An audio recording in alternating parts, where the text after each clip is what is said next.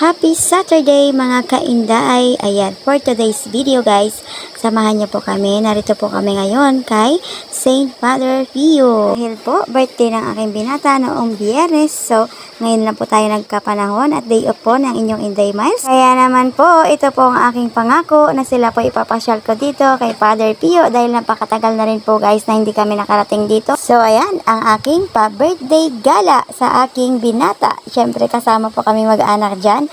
Next naman, napakatagal na rin nga ho na hindi po kami nakarating dito dahil ang huling punta po namin dito ay noong dumating po ang kanyang puso, napakatagal na rin po noon. Siguro mga 8 years ago po yan guys. So yan po, masaya po sila dahil po nakarating dito. Tinan nyo naman ang aking mga anak na yan. Diyan ang napakabilis na panahon at binata dalaga na sila. Ayan po si Inday Miles. Ayan po, nagpagora-gora bells na po ang inyong Inday Alongga diyan. Nakikita nyo baga kami po ipabalik pababa diyan dahil nga po ang aking mister ay nauuhaw daw. Naghahanap muna kami dito ng tubig na malamig dahil po medyo mainit at siguro mga 9 magna 9 AM na po ito guys. Medyo nauuhaw nga ho. Ayan po, pasmali po si Inday Mas dahil naman may camera. Ay hala!